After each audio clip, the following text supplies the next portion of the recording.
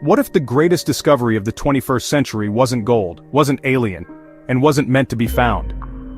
In the first week of March 2025, amidst the relentless heat of the southern Iraqi desert, construction crews widening a rural road near the ruins of Eridu, widely considered the first city in human history, hit something unusual.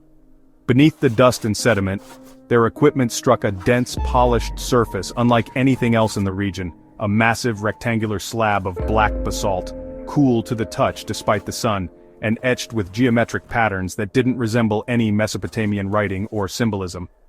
At first, it was dismissed as a collapsed part of a forgotten ziggurat. But everything changed when the excavation team cracked the edge open. The moment the slab's seal broke, an invisible pulse radiated outward. No explosion, no sound, no tremor, just a sudden synchronized failure of every electronic device on site. Several crew members described a feeling like pressure in their skulls, as if a storm was rolling in from inside the Earth. No alpha, beta, or gamma emissions, only a strange electromagnetic flux that bent compass needles and distorted camera lenses. Within the hour, government officials arrived. By the next morning, a full perimeter was established. Civilians were pushed back, satellite views were scrubbed, but not before a photo leaked online. The inside of the slab revealed a tomb, not made of stone but metal alloy fused with volcanic glass. Inside the tomb lay a single ovoid object, glowing softly with a rhythmic pulse like a slow heartbeat. This wasn't a traditional tomb. There were no bodies, no carvings of deities, no funerary goods or inscriptions of passage to the afterlife. Just that humming capsule, and surrounding it, walls etched with spirals, lines, and clusters of markings that, when shown to a linguist, triggered something inexplicable. Dr. Farid Amani, a linguistic archaeologist from Tehran, had never studied Proto-Elamite. Yet when presented with images of the glyphs, he fell into a trance-like state and began reciting something phonetically similar to it. His colleagues were shaken. It was like watching someone speak a dream, one said.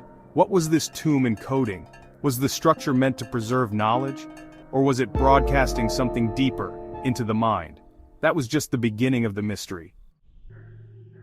According to insider sources, some who anonymously contacted independent researchers and whistleblower forums, the tomb was not just emitting electromagnetic pulses, it was also generating patterns. Rhythmic pulses at precisely 144-minute intervals, identical in strength, forming sequences that resembled binary code and Fibonacci spirals when mapped visually. Some researchers on site speculated it was an information loop, perhaps a countdown or an activation cycle. A group of physicists from the University of Baghdad tried to scan the object using neutron imaging. Every imaging attempt returned one of two results: a blank void, or a recursive error, where the scan seemed to duplicate itself endlessly. It's like the object reflected not what was inside, one said, but the fact that we were looking.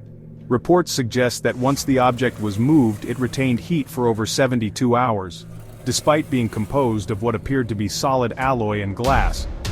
But it was more than heat. Biological effects began to manifest. A technician stationed within 10 meters of the tomb for over 2 days began experiencing vivid hallucinations. When tested, his brainwaves showed unusual activity, but akin to lucid dreaming while conscious.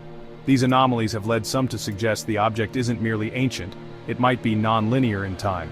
Something not from the past, but meant for the future, buried to be activated only when human consciousness reached a certain threshold. But in 1973, during a Soviet dig in northern Kazakhstan, researchers unearthed a stone sarcophagus embedded in quartz and sealed in copper.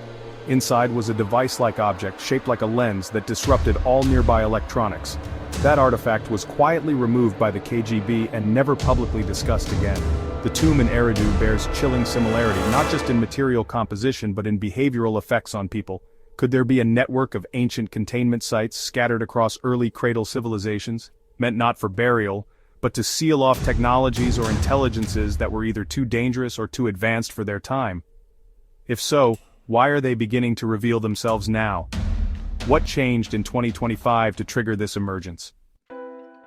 Several days after the Eridu tomb was closed off to the public, satellite data revealed an unusual thermal signature stretching in a spiral pattern from the site, visible only in the infrared spectrum.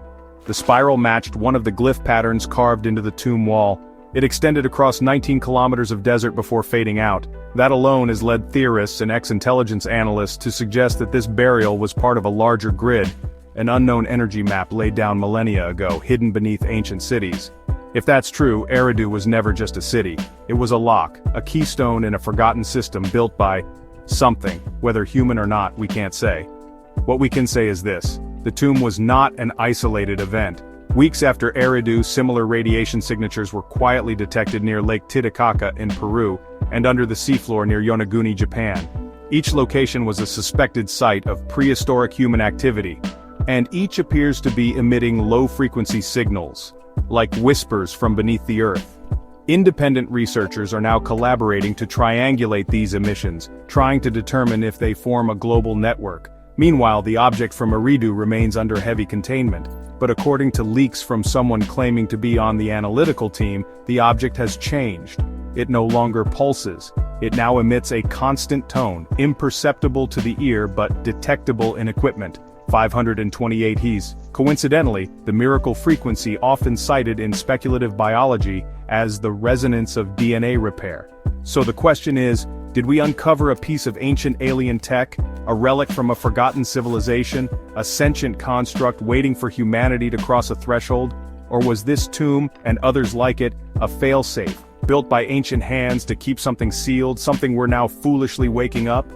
In a world obsessed with uncovering the past, perhaps we've forgotten that some things were buried, not to preserve them, but to protect us.